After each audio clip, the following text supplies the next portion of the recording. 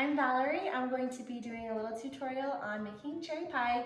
It's really just about making pie crust though, because that's the part that matters to me, and I just use whatever cherry pie filling I can find at the store. My mom taught me how to make this because I always loved it, and I was shocked when she told me that that's what she does. Just whatever old cherry pie filling she can find. So it's all about the crust, and it's really easy once you just kind of get the technique down of how to roll it out. So here we go. Okay, we're gonna start with flour and salt, and then add some shortening and water, egg, and vinegar. So first we're gonna dump the flour and salt in, and then cut in the shortening with some sort of whisk attachment. And then once that's all crumbly, we'll put on the dough hook to add the water, egg, and vinegar. Okay, first we're gonna add the flour and the salt. Make sure to put it in a little bowl beforehand so you can feel like you're on a cooking show. And then shortening. I always measure shortening with Saran wrap because then you don't have to clean the measuring cup after. And then we're gonna mix them, cut it in with the whisk.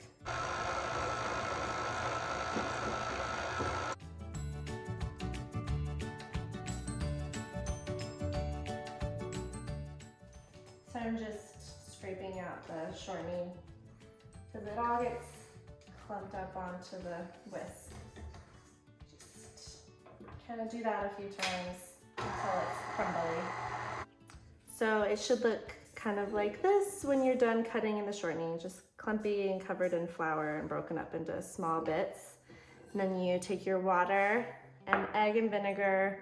You want to beat the egg a little bit, and then we'll add it and mix it with the dough hook. So you just want to mix it until it forms a ball. You might stop and scrape the sides a couple times. Okay, so it should look like this. We're all ready to start rolling it out.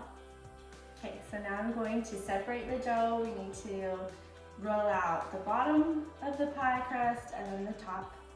And you want the bottom section to be a little bit bigger because it is a little bit bigger. So just kind of make your best guess. Separate it not quite in half. And then you want to roll it out on a lightly floured surface. I like to try not to work the dough more than I have to, but you want it to be kind of ball shaped. I'm going to flour the rolling pin as well. And then I always roll it a couple times each way, trying to keep it equal. How many times you roll this way and that way to hopefully have it become a circle.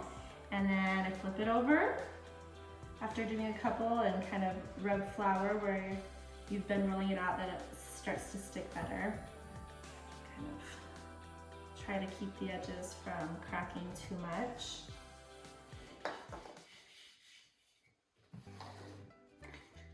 All right, so just back and forth. Kind of go diagonal a little bit, just wherever it looks like it's not looking much like a circle. And it doesn't have to be perfect. You can always patch it. Mine are never perfect, and they always taste good, so.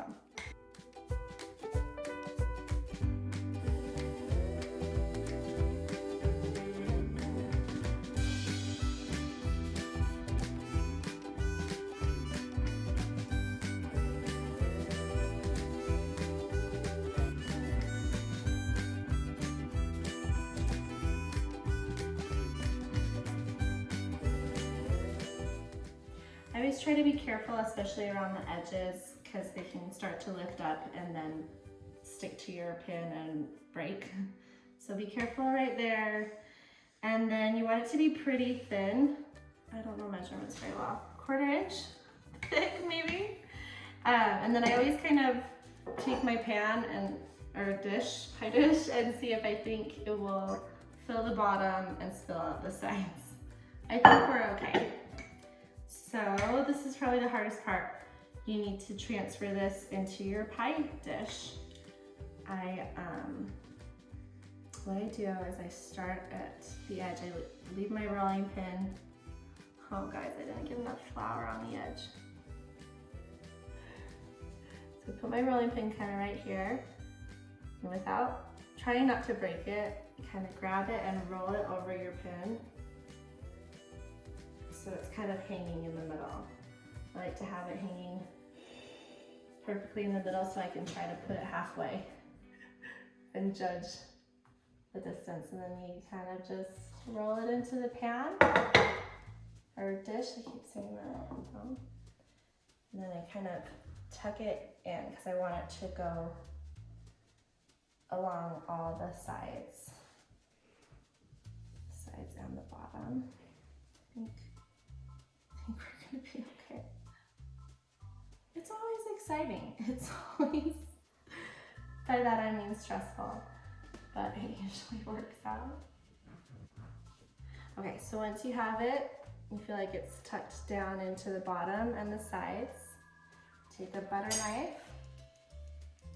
You just want to get rid of anything that's over the edge. Just kind of carefully cut it off with your butter knife. And if you've torn it and there's a hole, then you can just kind of take some of the extra and patch it. Like I might patch a little bit right here.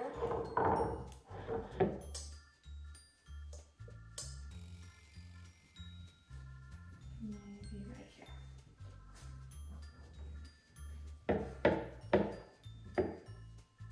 This part isn't even gonna show, so it doesn't matter that it's not pretty. All right, so next we're gonna just put the pie filling in. That's really all. Just put the pie filling in.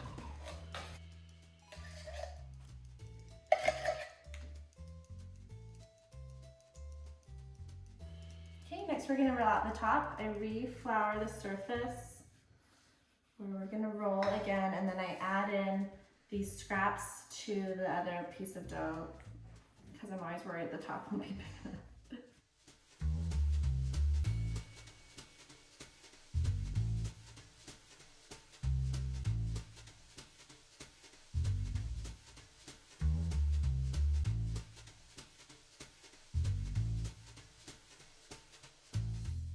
Also, you want to preheat the oven at some point, probably sooner than this, to 425. Okay, once you think the top is big enough, we're going to do the same thing and roll it up onto the rolling pin and transfer it to pie.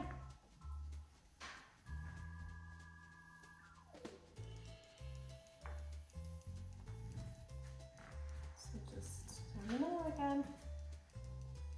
Oh boy. Okay, so now you need to tuck the top crust under the bottom one to seal it together. I've done kind of a poor job in spots because you want it to be bigger than the pie crust, pie tin, so that you can tuck it under. But we'll just fudge it and it'll be fine. Sometimes I cut off the parts that are too wide and might need those to patch the other side. I also use milk. I kind of just run it along to get the crust to seal together better. So I just put it on the tip of my finger, then I pull up the bottom crust and try to just get it a little bit wet and then tuck it under and squeeze it together. And then I just do that around the whole pie.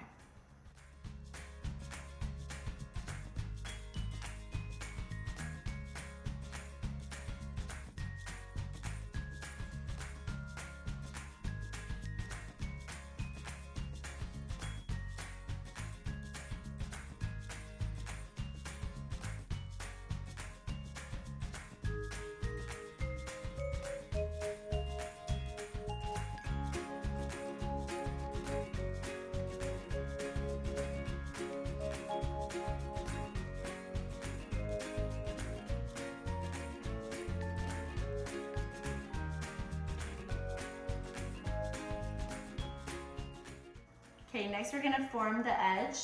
I do that just by pushing my thumb on this side of the crust and pushing it that way, and with my index fingers pushing the opposite direction. So it just kind of looks like that.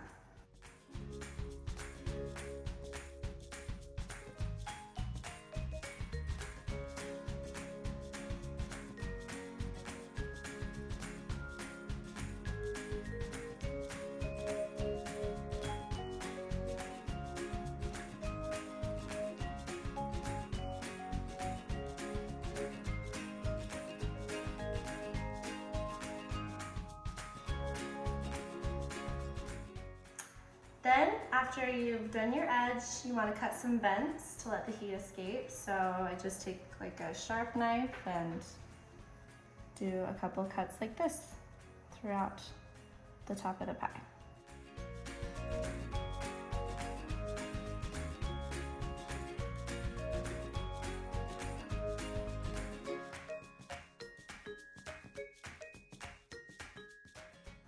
Last thing we're gonna do before we put it in the oven is just sprinkle a little bit of sugar on top to make it look pretty, kind of sparkle a little bit.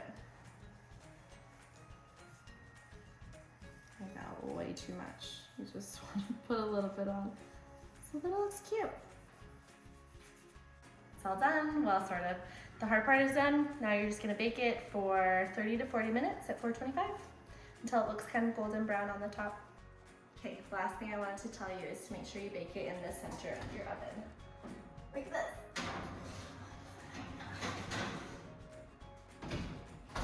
And so I'm deciding it's done because it's nicely golden brown on the edges. If you got this far, thank you for watching. Let me know if you have any questions. Happy holidays!